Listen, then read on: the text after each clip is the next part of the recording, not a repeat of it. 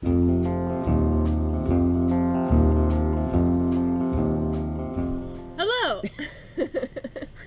What makes me laugh when we just say hello? Because it's like a stark so we're change starting. from... We've begun.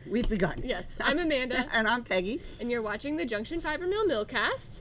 We're recording this... Did you say Junction Fiber Mill Millcast. Oh, yeah. You don't Junction get Fiber Mill Millcast. Yeah.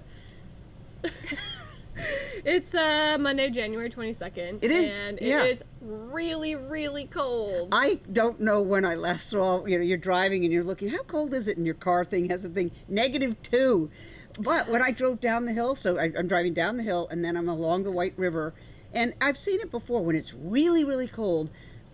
I'm going to call it steam, but moisture is rising up. It's really cool. But this time, the whole river has the steam rising up, the sun is cutting through, and there's a frickin' rainbow. That is so cool. I couldn't believe it. I didn't go that way, so I didn't get to see it, but that sounds awesome. You're just driving along, and the sun is coming in, and the haze, and then there's the leg of a rainbow. It was pretty magical. Yeah. So we're starting, at least it's really sunny. Yes. Which is gorgeous, but it is like, you got to bundle up if you're going out. But we got a heat wave coming. Thank goodness. Yeah, it'll be in the mid-30s, low 40s in a couple of days. Yeah, it's been a cold weekend. Yeah. And speaking of weekends. Yeah, how was your weekend? I'll start. I did not go to New York City this weekend, which is a real bummer due to health emergency in my family. Everyone seems to be doing okay now, but we did not have the parents coming in to watch the kiddo, so we had to cancel our trip on about Thursday at like noon, which was just... Yeah, it was a bummer, and the health emergency stuff is scary. But my stepmom seems to be doing okay. Good. And we had a decent weekend. You can't beat the anticipation of going away on the baby moon. And at this point, I'm too pregnant to leave the Upper Valley now. But it is what it is. So we made the most of it. We went on a little date night on Saturday. On Friday, we still took off of work, and which is good. Got a last minute appointment at the fancy spa, and I got my first facial because I'm too pregnant to do massage. But so what did you think of the facial? Have you ever had one? So long ago, once, I don't know, 20 plus years ago. Yeah, I had never. I mean, I'm sort of like the few, once a year I treat myself to go for a massage, but I've never been, I'm like, why would you do a facial? Yeah. It was actually really great. I think I'll do it again sometime. Excellent. They just they wash your face really well. They give you the massage on the they scalp. do. A massage on the scalp can feel like $1 million. So good. And they did like shoulders and arms too. It was basically and the table was all heated. And the Woodstock Inn is it's so fancy. It's so nice to hang out in that space. Yeah, it's just even if you can't use the hot tub and the sauna and the steam room, I just brought a book and I just sat in the little lounge chairs by the fire, and there's just all this light in the room. So it was great. And Cody just went to the library next door and waited for me. Oh, the library in Woodstock? Yeah. Beautiful really nice. building. So what a great building. We had a lovely little Woodstock day, and then we went and watched Willy Wonka at Entertainment 6 Theaters in my God. Lebanon. Really? How was it? It was cute. Yeah, our friends were raving, but they went with their young kids, and Maeve too young to go to the movies. But I was I wanted to check it out, and we had all of a sudden a free day without our kid because she was in daycare. They have renovated it. Yeah. In these big cushy chairs that used to be called the Sticky Six. Yeah, they have the lounge. So yeah, we went to a matinee movie. Oh, and good. It was good. Yeah. Excellent. Well, great. Yeah, so you were having the facial was on Friday. I got us all packed up and went down on Saturday. Stopped at the Elegant U, which is a terrific yarn shop in Concord, New Hampshire. Been around for a long time, and they carry our making tracks. And I had a really lovely interview with the owner, Kelly. Yep. We're just doing some interviews here and there with farmers, yarn owners, etc. Just to bring you some more stories, especially when you're on maternity leave. We're gonna bring you some people we really look forward to introducing you to. Her interview. Yeah, sometime in March. Yeah. So then I continued down, spent the night with some dear old friends in South Natick, so that I could get up crack of dawn, bitter cold, to get set up for the Fiber Festival that was at the Russell Garden Center. And man, oh man, there's nothing better than being in these extended greenhouses. The sun's pouring in, it's sunny. What was it feeling like in there, temperature-wise? Where I was, fabulous. Yeah. And it was, 4 degrees outside when the day started. So, but I got to say, Peg Mallet runs a killer event. We had a terrific space. It wasn't very deep, which was fine, Yeah, but we had a whole long wall to showcase the yarns. And great crowd, pretty steady, great crowd all day long. Thank you to the person who said, "Can I please bring you a grilled cheese sandwich?" And I said, "Oh, no, please don't." She goes, "I'm getting you a grilled cheese sandwich." And that truck, I just let me talk about food for a second. It's a grilled cheese sandwich with goat cheese, and then it has fig jelly and arugula. That sounds so delicious. And arugula. It's to die for. Anyway, that was terrific. I also want to thank Kathleen Hearn for bringing by these absolutely adorable children's books. She's a retired first grade teacher, and I've got to get them out of I haven't unpacked yet. Thank you. Yeah. Yeah, they're really sweet. She's a retired first grade school teacher, so I think she knows what she's talking about. But boy, so many great people came by. Thank you so much. It's very fun to have people come by going, "I'm watching the Millcast." So for those who are watching this that came by, it was nice to see you. There's one woman, Catherine Miller. She just knits crazy great hats. I'll show you her latest hat. Just so clever. Anyway, it was a terrific. It was terrific. It started at 10:30 and it ends at 3, which is very civilized because then it basically took me about an hour and 10 to pack up, and I was home by 6:30. That's great. Yeah. Thank you for manning that solo. It was my I gotta pleasure. make it down there to Wayland one of these times. It's just, for whatever reason, always works out. I think, we had a similar situation 2 years ago with the pregnancy. Well, and I can tell you right now, so they do it twice a year, and you will not be at the next one because Is it on my due date? Well, your due date is the 2nd? Yeah. Yeah, it's the 3rd. Yeah, 3rd of March. So no. Yeah, probably, unless this baby comes really early No, and I even really so. want to. Even so, you're not going because we're going to be outdoors, and it's March 3rd, so it could be a little chilly. Yeah. But anyway, thank you guys. It was just a great festival. I thought I had a clever transition to windows, but I don't. Greenhouses. Oh, there you go. Lots of thank you. If we look extra not in a dungeon right now, is because there is just so much marginally more natural light coming into this space than there was last time we recorded. We finally got some windows. It's taken a while, a little miscommunication, but they arrived Friday. Oh my God, I am so thrilled. I don't know about you. I get the picture. It affects me more than you.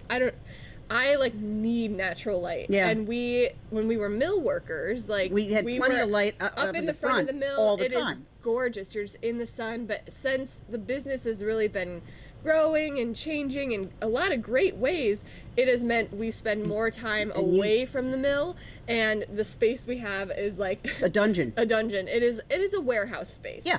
That it has been, fitted out enough that it's relatively warm. It's still chilly back here. Yeah. But there was zero natural light from where we were sitting and working. Right. And we've been at it probably a year where more of our time has been back here than up there. And it's just it gets to me. So having these windows, it's going to be great. Crazy. Yeah, I'm looking at them now. They're good. Yeah, same. So we do have some natural light back here. Woohoo! Yeah. And thank you for coordinating that. Some things just take time, and we're not in a suburban area where if this company can't come through, go with that company. No, this is the company you got to work with, and no point in getting pissy with them. So we're very grateful to Windsor, and the guys that installed it were fantastic. So speaking of gratitude, our virtual knit night last week was so great. What fun! I had no idea what to expect. It was basically a Zoom. Yeah, it was a Zoom. Yep, basically. And Liz joined us to help sort of make sure people knew how to run it, and she captured comments that were coming in on the side. Yep, and Erica Field was there, the designer of the virtual knit night was in conjunction with our knit along, although if you were knitting something else, you're very welcome to be there. And we had almost 50 people tuning in from across the country. 17 states plus Canada. It was so cool, and you suggested everyone go around and sort of introduce themselves, and it was Peg and I have we have filled every order that has come in through Shopify or through our website. And so what was actually really fun is to see like names, like put faces to names of like, I sent that yarn to you, and that's where it ended up in California. Right. Where have you? Yeah, we were, pardon me, we were bitching about the cold earlier in this. We had the woman from Canada, -48. It's like, okay, you win. You win. Yeah, absolutely. So but it was fun. We just spent an hour knitting and chatting about the knit along, and then like all sorts of other things. Yeah. So we will definitely do something like that again. Absolutely. We don't have anything on the calendar now, but I think it was a big success. So yeah, it was a lot of fun. Yeah. And thank you for being there. If you took the time last Wednesday to join us. Yeah, it was very neat. Yeah. And speaking of the knit along. Yeah, I actually got a lot of knitting done this week, so I got pretty far on mine. I had to stop and switch to some other projects, so I'm pretty proud to say. Whoa! Like, oh yeah. All the way through a few of the sections. I'm back onto the Florentine frieze part. Okay. That comes toward the bottom, but I managed to get through the beam stitch, which everyone's been talking about. That's this triangle. Yes. Oh, did you use a crochet hook? I did. I think you need to use a crochet hook. Okay. I don't know, because you have to, knit 7 together. Oh, okay. So you need that crochet hook. But it was definitely a complicated stitch. I would check out the how-to videos. I had to do that myself. And it's really pretty. I'm gonna that's hold very this up. sweet. So you basically make this triangle with yarn overs. So you're sort of like, the holes are close together on one row, and then one further, and then one further, and then when you go to do the beam stitch, you essentially are knitting through your holes loosely. Okay. So then you end up with I think it was 6 extra stitches in each of your repeats for that, just the one row, and then the next time you come around, you knit them all together, which pulls them into this beautiful little formation. And I have a feeling I'm going to be asking you that for help. So I'm not as far along as you are. I got a little further, but there was no time. You were busy. Yeah. But anyway, I really like how the colors are unfolding. That looks gorgeous. Yeah, this is... You have 2 making tracks. Right. I have Constellation, and then I have... what did I do? Did you do Pumpkin Patch, too? Did I do? No, this isn't. This is Zinnia. This is Zinnia. Yes. Yeah. Yeah, this is Pumpkin Patch with our Jacob Rambolet blend. Yeah. And it's been lovely. But I have, apparently you're going to use all your yarn, and I still have this much yarn, so I still have a ways to go. Yep. Especially, I guess, all of your making tracks. And what I really liked what Erica said on the Zoom hang on last Wednesday was that she wanted to make the most use of this yarn for folks. So the pattern is really meant to use all the yarn, but she gives you outs. So if you, for whatever reason, are running out a little sooner, it's not a big deal. So don't panic like you need to buy another skein. You just like not knit 1 or 2 rows. Right. And it's fine. Yeah. So this is my gauge of how much do I have left. And now that it's bigger, it's definitely slower round by round. Right. Sure. It's been a really lovely knit. I'm enjoying it a lot. Where did you get this? This is really... Gosh. I think she was at... Call Mama Creations. She was... I didn't get a chance to get out, but she was vending at the Wayland? Yep. Yeah, she was at the New England Fiber, the one in Springfield, West Springfield. Oh, the Fiber Festival of New England. Yes. And I bought this from her last I love year. that it's got the handles, but it stays open. Yeah, you can hold it like this, and then in theory, I think you can put your yarn through this loop if you wanted to, but I'm always switching the project bags, so I don't want to commit to that. Yeah. But I love this. I feel so stylish when I use this. Yeah, but I like the way you're not fighting. Yeah. Yeah, you can put it next to you, and it's like a little basket. So, that's very cool. And I love the colors, but she makes all these with, it's like rope, and then she stitches them with a zigzag. Yeah. It's very cool. She's got a lot of great stuff. Great. So we hope your knit-alongs are going well. We've got a few photos coming in on Instagram, which is fun to see, the people using hashtag JFMKAL. So be sure to keep us up to date with your progress or post on the Ravelry group as well. And then if you are finished and you want to submit it to win our prize, there is a Google form that is linked in the show notes and on the knit along page that you just upload your photo of your finished piece and some information. and we will be randomly picking a winner Cool. when we're done. Excellent, excellent. Yes. We have been really busy in the mill. It has been cranking. I want to start with something fun. Okay, I'm going to show you something that looks like hell. But it does not look like hell. Well, it's like what the heck. So this is, we're going to come up with a new name, but this is the 1,000 pounds that's scoured down to 572 pounds. Mm-hmm. It's mostly BFL, blue-faced Leicester. It's got a little Texel and a very little bit of Scotch Mule. And I have dyed 40 pounds of it. So the fun of this is it came clean. I'm coming clean to say it came clean. Oh, by the way, thanks for all the comments about Todd. In the last Millcast, we shared you that he used the wire cutter and it blew open, and all these people who were concerned. He should have been wearing goggles.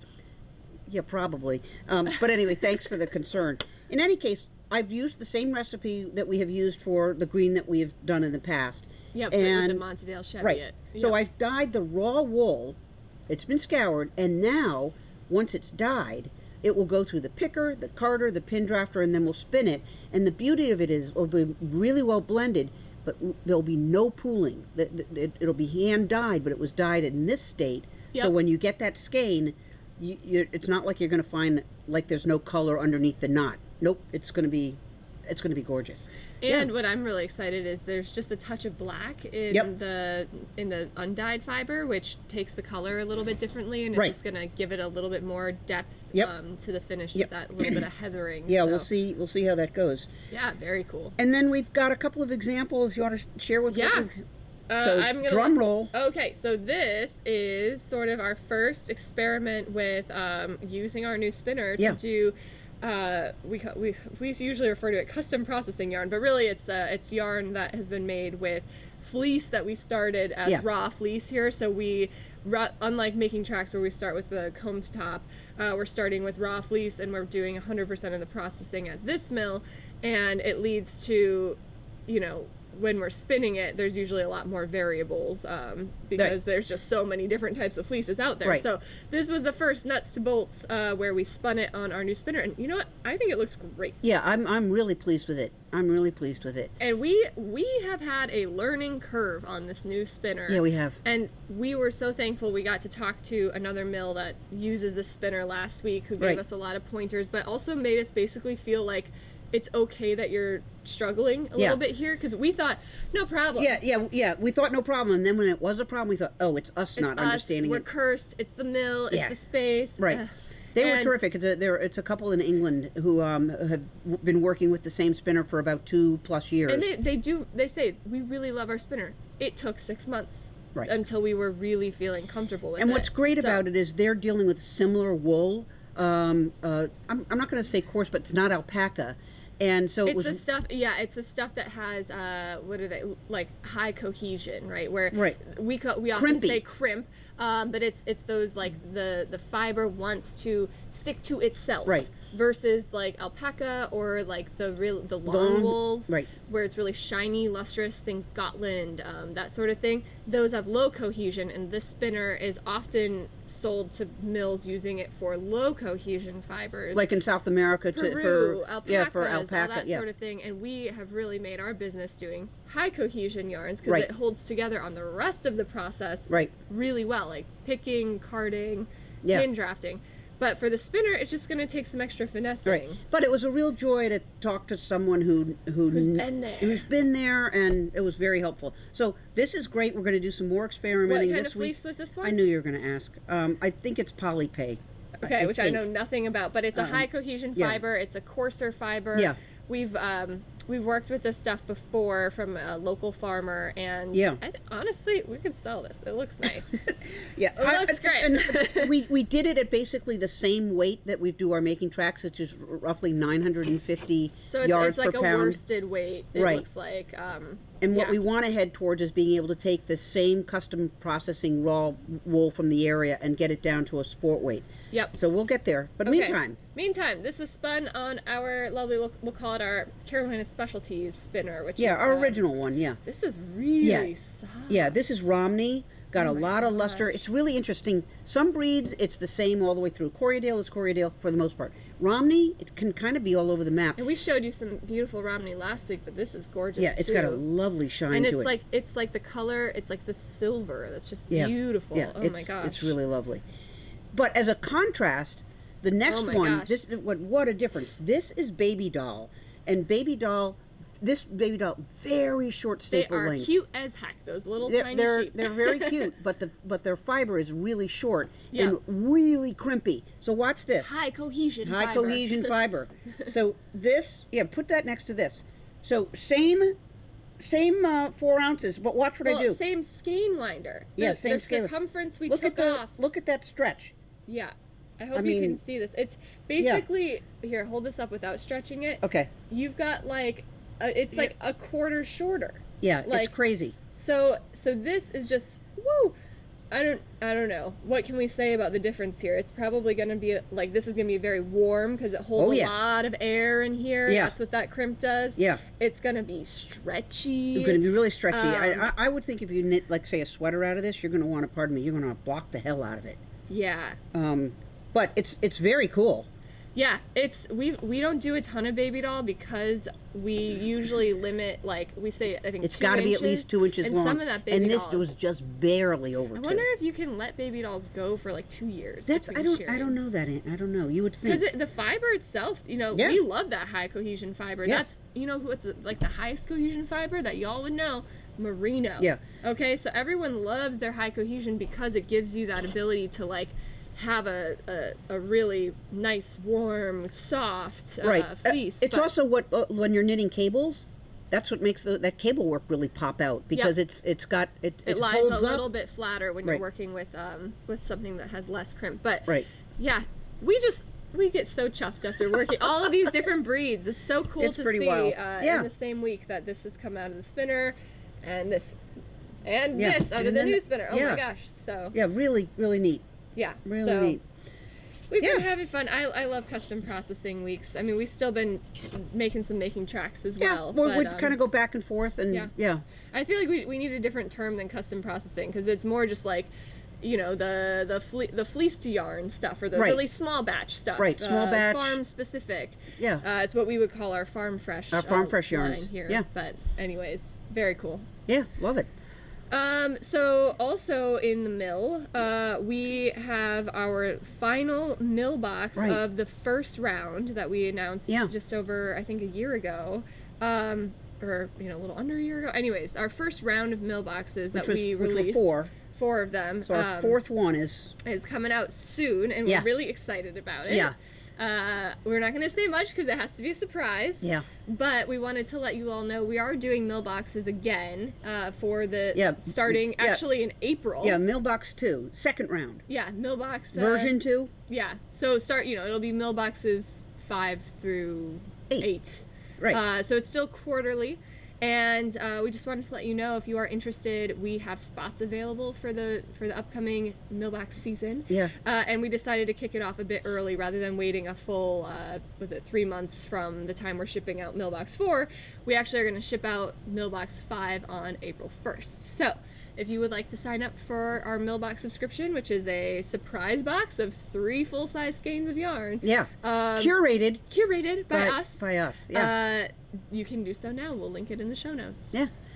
Yeah, the fourth one's going to be it's pretty great. I'm really excited, Yeah, and yeah. we've got a lot planned for this Yeah, coming year that yeah. we're really excited about. Yeah, we've been cooking up a lot of. It's very fun to just brainstorm and see what can we do that's special? What do we have just a little bit around? I feel like we also. What have we never done before? Yeah. That seems to be one of our mottos. Let's try something different. Totally. Yeah. That's good. So okay, we were looking at our list because Yeah. we just have so much going on. I'm going to tell you. So the mill has been busy, and one of the things when you do all this custom processing, whatever you want to call it, where it's raw fleece, you got to clean it first, and we're cleaning it in our sinks. And we're not sending little measly amounts down to Chargeurs like we were with that. Yeah, so stuff. we're scouring, in any given day, during the course of the day, we might be scouring 20 pounds in our 4 separate sinks. And we're on town water and town sewer, so the wastewater, which is going into the town, it's got to be filtered. So there's a underneath the sink is a little box, and you have to unscrew the box and then slide out this cage that's capturing any loose fiber. There's never And a lot of like that, silt. but it's a lot of. There's the silt that will just start collecting at the bottom, and you know it needs cleaning when you can't get the sinks to drain. And so one day I'm seeing a sign on the sink that says, "This sink needs cleaning." That was the pregnant person's attempt to be like, someone else do that. and I, to be honest with you, I'm usually the one that's getting down on my butt with this massive wrench, unscrewing, and I thought, you know what, it's time to let the secret out and let some other folks know how to do it. Yep. So on Thursday we had a team meeting, and but the purpose of the team meeting really was, all right, let me show you how these sinks clean, and it's pretty gunky. The silt builds up and whatnot. Anyway, we have now all clean sinks, so that was.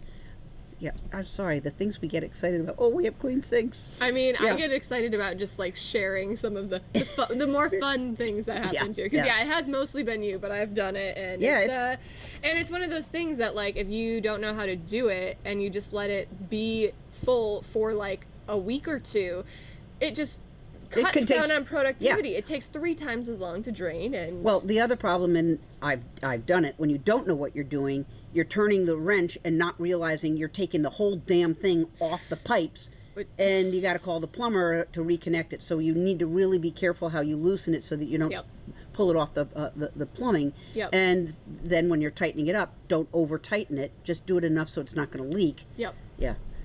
Oh boy. The things we've learned and done. And another thing that we have on the docket for soon to train staff is how to clean all of the bars on the pin drafter. Right. And that's for me to train on. Yeah, so I'll have to pick a date. Okay, and that's one I've been very good at avoiding in these 3 years. I don't mind doing it, but it basically is like a couple hours of doing dishes is what sharp dishes is what it feels like. And it needs to be done about quarterly here. These are on our pin drafter, all the little combs that sort of go around in a loop and comb out the fibers, and eventually, you know, they just get full of gunk at a certain point. Yeah, they build up with the residual lanolin that's on the fibers, and then they got to be cleaned. Yeah. And thankfully we've learned well, we'll tell you more about that when we get there, but that's another thing staff. Oh, you're gonna talk about the New York Times while I go. Oh yeah. I'll be right back. Well, I just wanted to say one of my neighbors shared with me this excellent little article / documentary. I'm sure everybody here watching this has actually seen this sooner. It takes me forever to follow links that people send, but it was I think you have it written down here, something about embracing the messy imperfection of knitting, and it was this lovely little documentary that's animated. It's animated knitwear actually. Yeah. It's little like characters that are both knit themselves and knitting, and it just was so cute, and it made me feel like right now, guys, where I am with pregnancy, I'm very hormonal, you know, and so I need things like knitting more than ever, and so I've been that's why I've got so much done on my knit along this week, is I'm like, I can't do a lot of other stuff, so I'm spending time on the couch, I'm binging TV, I'm knitting, I'm listening to my audiobook, and it just is like, it's lovely to know that other folks feel the same way about it, and just how helpful it can be. So I wanted, we'll link it in the show notes. I just wanted to share. That brought me it's very some clever. joy this week. Yeah, it's very clever. It's very cute. I have to share here. You take an end. Okay. This Look is at so this. Cool. This is a spectacular scarf woven. It's done in it's in the clearing. Yep. It's in the clearing, and it was done by Susie Beers. She had done another one that she didn't think had enough contrast, so she wanted to do another one for us. And this has the contrast. Man, it's just so lovely. Yeah. Thank you, Susie. Susie, thank you. This is so cool. And very she's cool. the one that shared that trick last time as a weaver about having to wind her bobbins twice.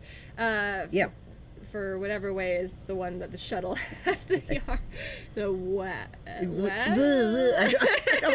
I don't know. We love the weavers. We're just not We're them. just not weavers. Yeah. Anyways, it looks really cool. Thanks, Susie. It's lovely. Yeah, it's and the really gradient lovely. looks beautiful. Yeah. So I think that's the end of the list other than what's coming up. Yeah, what's coming up? We've got an open house in 1.5 weeks. It's the first Friday in February, so February 2nd. February 2nd, 3 to 5. Yes, so we will have all of our yarn available here, and for anyone who wants a tour of the mill, that's like the best time to come is during open houses. And then we're going to be all set up with the open house to do our first virtual event. The first virtual fiber festival. Yeah. We were started during COVID, but we weren't really on ready to do Yeah. fiber festivals Yeah, yet. we weren't very plugged in. Yeah, so thankfully we've been in person a lot, but actually the New England, was it Farm and Fiber Festival, Right. is virtual This year. time around. Yeah, it used to be down at the Boston Public Market, and they've switched it. So Yep. Tammy White of Wing and a Prayer and Amanda with Prada Delano are kind of co-chairing it. Yep. And that'll be Sunday The 4th. 4th. So how it works is all of the vendors have slots that we've signed up for. Right. And the mill has a 1-hour slot from 2 to 3, and I'm going to be doing a tour of the mill. So if anyone can't come to the open house, this is going to be a great way Yeah. to check that out. And then I'll also be showing various yarns that we want to highlight, showing Yeah. off samples, and we'll have links to buy all those. And we're going to do like a special promo during Right. the festival, so you'll have to tune in for that. Yeah. And we'll give it a try. Right, and then I think they're going to do an in-person one back in Boston in Yep. June. I think June 23rd they're going to do it, and I think they're finding a new location. But more on that. Yeah, more on that later. soon. But yeah, mark your calendars, as they say, February 4th. Yeah, and excited to see like if people tune in from all over the country, all over the world. Yeah. I don't know, it'll be cool. Yeah, it'll be very good. All right. All right. I have not unpacked the car from Yes, because it was too cold. So I'm off to going and unpacking And the then car. I hope you are leaving. I might Take the rest of the day. I might do that. Yeah. So Yeah. all right. All right. Thanks, everybody. We'll see you next time. See ya. Bye.